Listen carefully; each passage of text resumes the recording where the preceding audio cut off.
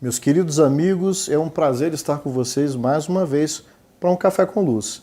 E nesse episódio, nessa oportunidade, a gente vai estar aqui com o Adalto Santos. Tudo bom, Adalto? Tudo bom, Maurício? Prazer estar aqui novamente. E é novamente, gente. Por quê? Porque Adalto já esteve conosco em outra oportunidade. Nós falamos sobre o que, Adalto? Foi sobre autoconhecimento e reforma íntima.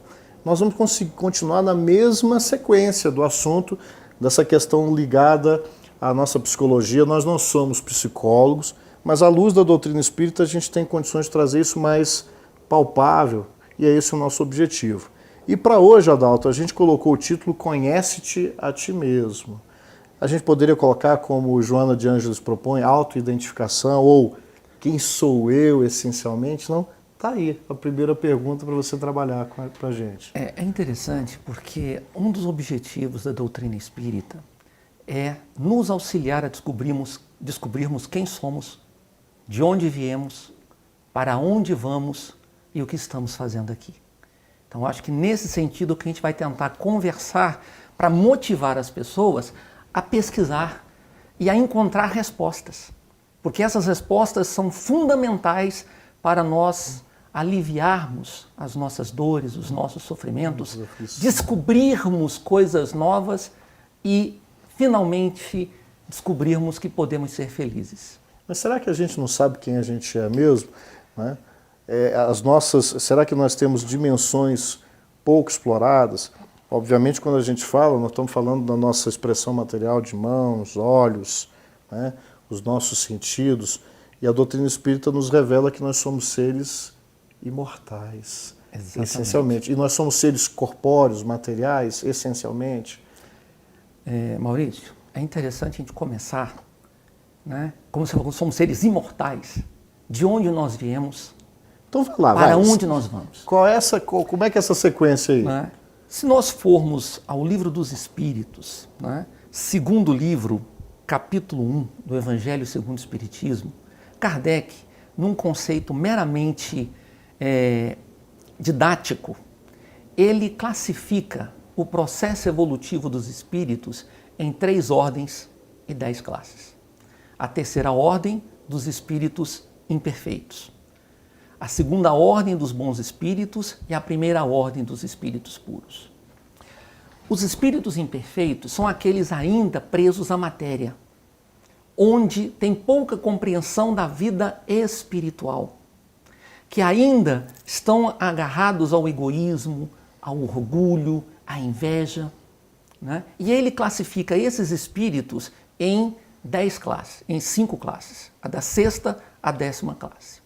Os bons espíritos já são aqueles que têm uma visão clara da vida espiritual, já equilibra a vida material com a vida espiritual, já compreende, já tem desejo de fazer o bem, já compreende as leis divinas. E os espíritos de primeira classe, né? Ou primeira ordem, primeira classe, são os espíritos puros. São aqueles que não têm mais necessidade de encarnar e já compreendem de forma plena e integral as leis divinas. Por que é importante a gente saber isso? De onde eu vim? Eu fui criado simples e ignorante enquanto espírito. E para onde eu vou? Eu vou para ser um espírito puro. Então é importante a gente compreender que nós somos num processo de construção. De construção de quem nós somos, para onde nós vamos. Dentro de um processo. E dentro desse processo, se nós formos ao Evangelho segundo o Espiritismo, capítulo 3º, Kardec nos fala que há várias moradas na casa do meu Pai. E ele classifica também de forma didática em 5 mundos. Os mundos primitivos, de provas e expiações, de regeneração, ditosos e felizes, celestiais ou superiores. Os primeiros, os de provas e expiações e os primitivos, são destinados àqueles espíritos de terceira ordem. Os imperfeitos, que ainda estão apegados à matéria. E que também necessitam das expressões materiais para esse processo evolutivo ainda. Exatamente. Então é um processo de purificação, de desmaterialização, se a gente vai evoluindo. Sim. Menos influência e menos necessidade da matéria. De aprendizado, de compreensão das leis. Né? A doutrina espírita, ainda Kardec nos auxilia descobrir nesse processo, né, que com o passar do tempo, com o passar das experiências, nós vamos construindo dentro de nós aquilo que Deus já deixou latente. Né? Vós sois deuses, porque quando nós formos espíritos puros, nós poderemos fazer o que quisermos, porque tudo o que quisermos fazer será o bem. Então, de onde nós viemos? Nós fomos criados simples e ignorantes. Para onde nós vamos? Vamos caminhar para a perfeição relativa. Nós estamos num processo e estamos habitando os mundos compatíveis com o nosso processo evolutivo. Daí, para que desespero, para que angústia, se nós estamos inseridos em algo? A doutrina espírita é o consolador prometido por Jesus, porque ela nos mostra de forma clara esse caminhar. Né? E que nós faremos isso com esforço, com dedicação, com empenho, com superação das nossas dificuldades. Então quando você traz essa informação da doutrina, Adalto, você está nos trazendo uma visão mais ampla de quem eu sou. Então a minha vida não é apenas essa experiência dessa personalidade atual que nasceu no dia tal e que vai morrer ou desencarnar, deixar o corpo. Essa é uma trajetória importante. Mas ela seria o quê? A gente sempre dá o exemplo aqui da escola. É uma experiência, é uma sala de aula, uma classe, é um ano escolar. É um ano escolar? Então é importante a gente deixar claro que a doutrina espírita nos mostra que somos seres espirituais, tendo uma experiência corporal.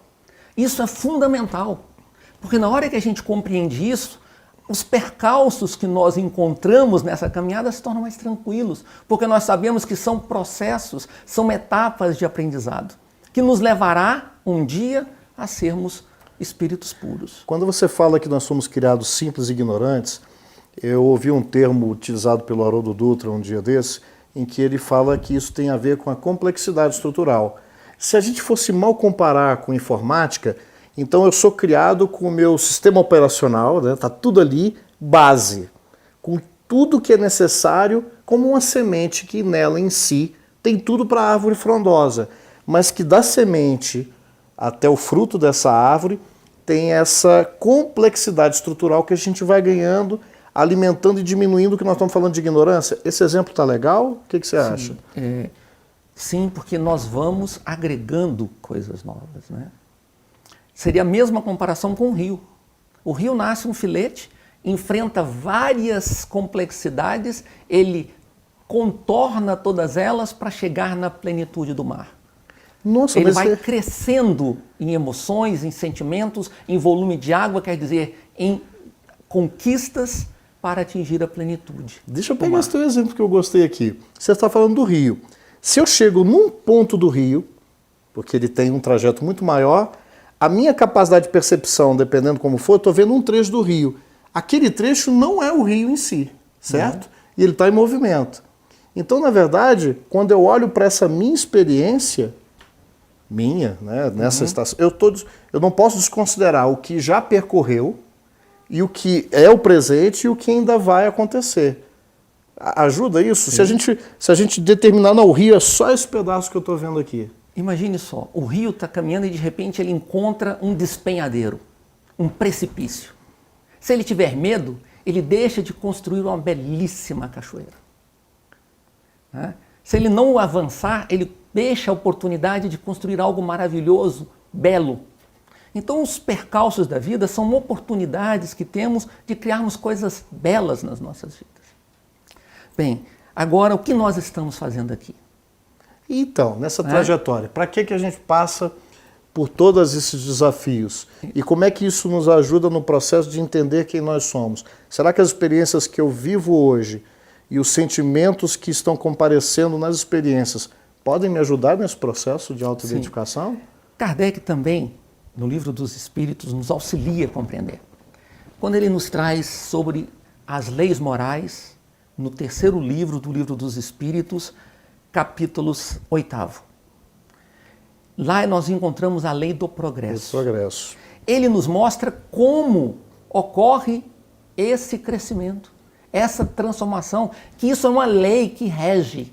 E você tem o progresso intelectual e o progresso moral.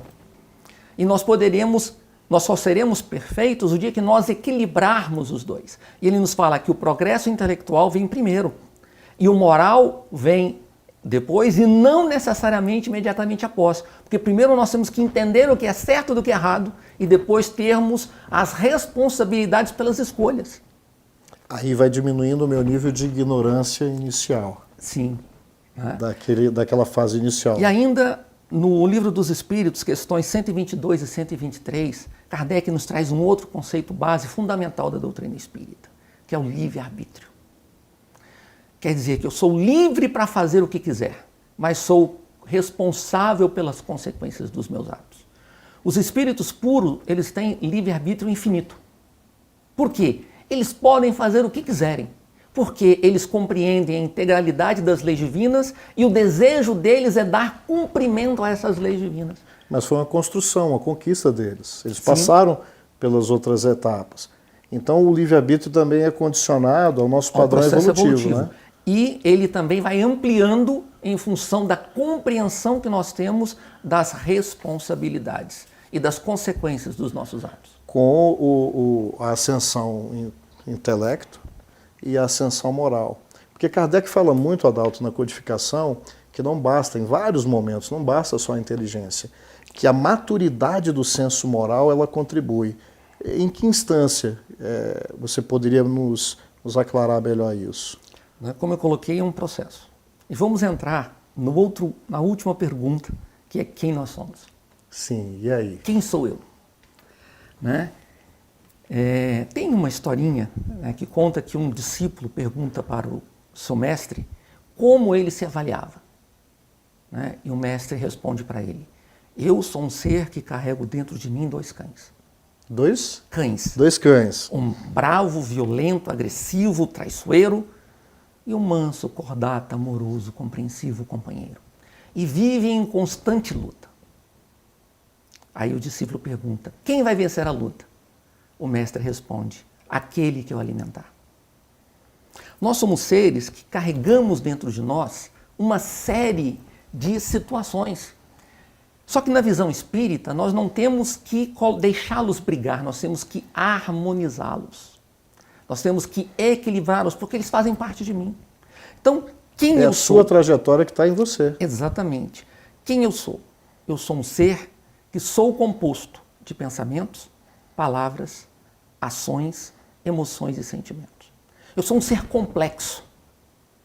Segundo o Divaldo, ele coloca um resultado de uma pesquisa que o ser humano tem em média 95 mil pensamentos dia.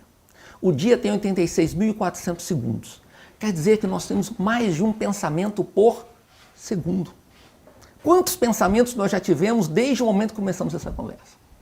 Muitos sequer chegam no nosso nível de consciência. Muitos só ficam no nosso inconsciente. E já paramos para refletir sobre o que nós pensamos? A qualidade desses pensamentos. Porque isso vai dizer quem eu sou. Os pensamentos, eles são a base para que eu possa saber quem eu sou. Eu penso coisas boas ou coisas ruins? Eu penso coisas só de mim mesmo ou penso coisas do coletivo onde eu estou inserido? Eu penso em realizar coisas agradáveis, eu penso em construir ou eu penso em destruir?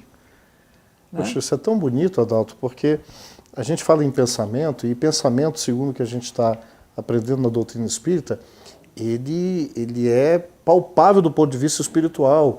Ele carrega emoção, ele carrega sentimentos. Então, não necessariamente eu preciso estar falando para que alguém que tem as percepções mais aguçadas consiga perceber na forma que eu vibro, que é o pensamento, se é algo bom ou se é ruim. E isso tem a ver com a minha história. Sim. E com o gerenciamento que eu faço disso, né? André Luiz, nas obras dele, principalmente Nosso Lar, ele relata casos onde ele vai a um posto de serviço e, tendo contato com o indivíduo que estava em coma, ele tem acesso às experiências que aquele indivíduo tem. Porque isso a gente... É interessante você falar isso, porque a gente fica pensando que o que a gente faz fica, nesse pensamento infantil, anjinhos anotando os registros. Esse registro está gravado na nossa estrutura energética, fluídica. É como um filme, é uma máquina de filmar o tempo inteiro, não é? É como uma filmadora que funciona 24 horas por dia. Mas não é só a imagem, é o sentimento, a emoção que está lá por trás. Tudo a gente está gravando em si. De agora e de um passado que é o iceberg, né? Eu não sei se eu estou me adiantando, sim, Adalto, eu não vou atrapalhar o teu esquema, não. Mas é grande parte de quem eu sou, para o meu sucesso, já que eu ainda estou imperfeito, eu não posso ter acesso imediato a toda essa carga, que é essa memória antiga, que a gente fala que está submersa, que é a maior parte do iceberg, tem a ver, mas está tudo gravado, não está, Adalto? Só, já que aí você falou que do caso do nosso lar, aí ele via, como é que era? Ele leu tudo. Tinha acesso às memórias daquele ser. Que estava em coma, encarnado. Estava em coma. Encarnado. Não, desencarnado. Já tá. no posto-serviço do plano mas espiritual. Adormecido. Adormecido, ele, com a energia, conseguia captar a história daquele indivíduo. Olha. Né? Então são coisas interessantes. Já que você falou do iceberg, nós trouxemos da outra vez o exemplo, para quem está em casa e não conhece a expressão iceberg, imagine, você pega num copo e coloca uma pedra de gelo. O iceberg nada mais é do que um pedaço de gelo flutuando na água. Aquela parte que fica de fora é a parte que nós temos acesso de nós mesmos, do nosso consciente. A parte que fica submersa à água é o nosso inconsciente. É aquilo que nós não temos acesso de forma lógica, de forma tranquila, de forma natural. Mas Kardec, também no capítulo do Livro dos Espíritos, chamado Emancipação da Alma, ele nos fala sobre os sonhos. E que os sonhos eles podem ser um acesso a esse inconsciente, ele pode ser uma experiência no plano espiritual e ele pode ser uma construção do meu ser, daquilo que eu desejo, daquilo que eu anseio desesperadamente. Mas isso é um outro momento. Então, os pensamentos, eles auxiliam na minha transformação, né? Na minha autoestima ou na minha baixa autoestima. Ele me auxilia a olhar para frente ou ficar preso no passado. Né? A forma com que eu encaro as coisas. Mas nós temos, além dos pensamentos, as palavras. O que eu falo? A quem eu falo? Como eu falo? O que eu falo? Isso mostra quem eu sou. Eu não sei quem eu sou porque a maior parte do que eu sou é inconsciente. Mas eu sei do que eu sou composto. Dos meus pensamentos, que a gente não consegue avaliá-los, nós não temos o hábito de entendê-los, de estudá-los, nem as palavras. Como nós falamos, né? Elas são construtivas ou destrutivas? Elas são sinceras ou são falsas? Poxa, então você já está falando da famosa questão que Santo Agostinho responde a Kardec, do processo de um conselho prático que Kardec pede para se combater essa nossa natureza arraigada, o egoísmo. E ele fala do conhece-te a ti mesmo, que é, esse conhece-te a ti mesmo, você está falando assim, como é que eu falo? Isso não é a auto-observação? Será que eu estou mais acostumado a observar as filigranas do pensamento ou da forma de agir do outro, mas deixando de olhar mais profundamente para mim? É auto-observação? Jesus já nos ensinou isso, né? Você olhar o argueiro, né? No olho do outro, esquecer a trave. A trave que está dentro de nós. Porque nós não paramos para observar que aquilo que o outro desperta a nossa atenção é aquilo que nós temos dentro de nós. É o mecanismo da psicologia chama de projeção, Adalto? Projeção, sim. Então, se você tem algo que me incomoda, o problema não é seu, o problema é meu. O incômodo é meu. Olha. E eu tenho que trabalhar a superação desse incômodo, descobrir as causas. E aí nós entramos nas ações. Né? As minhas ações são boas ou más? Elas agregam ou desagregam? Elas têm objetivos de construir ou destruir? Como é que eu falo? Quando eu me refiro a alguém, eu estou falando mais de mim do que dela. Porque eu estou falando como eu a vejo, não como ela é. É maravilhoso quando a gente encontra alguém, depois de ter contato com ela de um tempo, ela fala assim, Adalto, me falavam horrores de você. E eu vejo que não é nada daquilo que me falavam.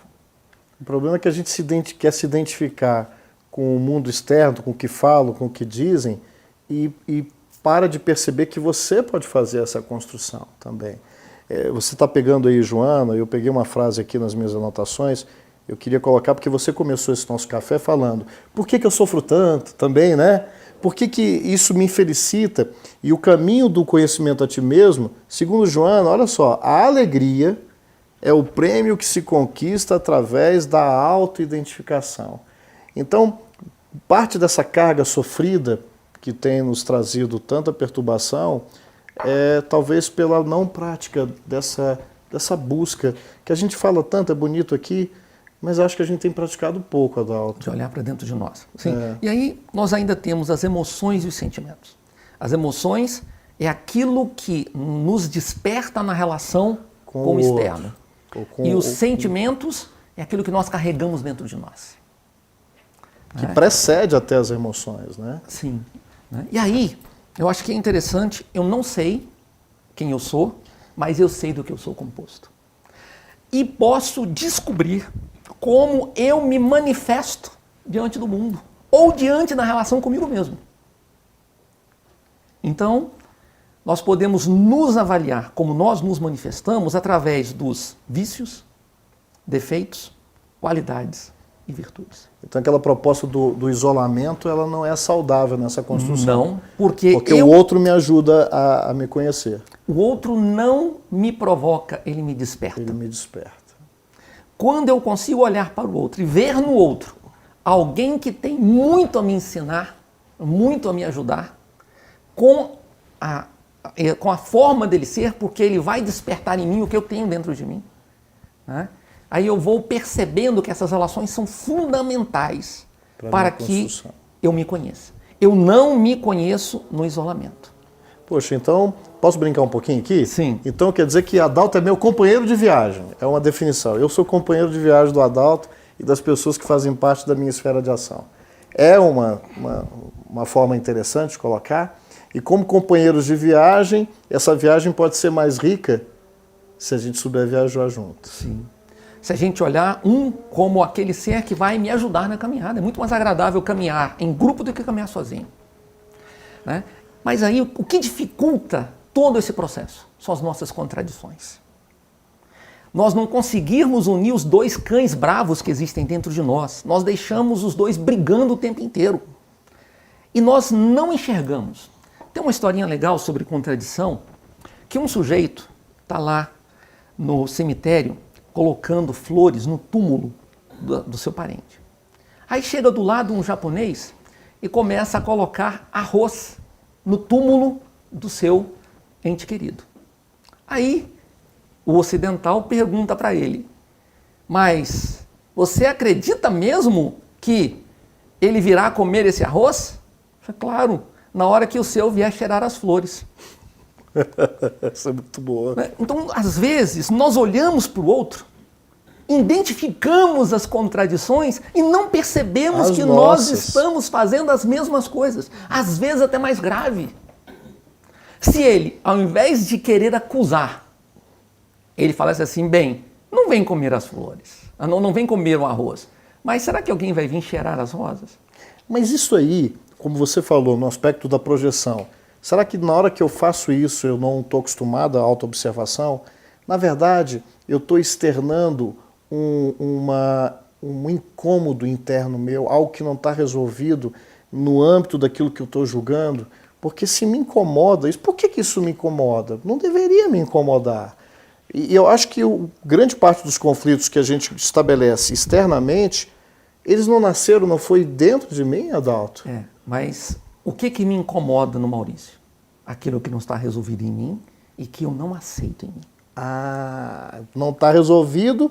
O problema não estar resolvido, é porque eu também não aceito. Isso. Porque eu posso não estar resolvido, mas eu já estou num processo de, como você diz, não de violência ao teu passado, de respeito, mas de transformar, não de extirpar, é isso mesmo? Isso. E aí nós temos que unir.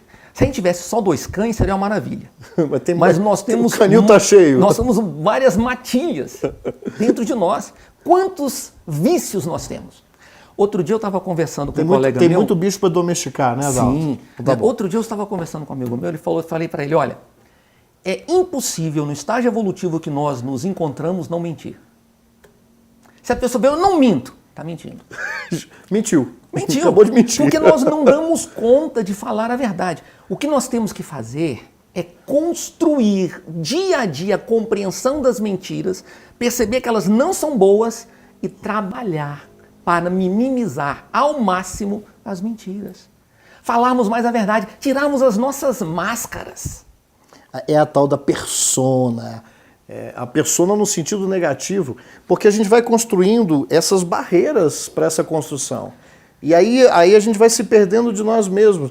Não é Edivaldo que fala isso? Eu sei que o Rafa levantou a plaquinha, tem uns 3 minutos, mas pega daí, porque a gente vai encerrar esse, nós vamos ter um outro café para falar na continuação. Mas para a gente completar esse processo de autoidentificação, finaliza e fala a respeito dessa persona, dessa máscara. Sim, o que nós temos que fazer é aprender a olhar para dentro de nós.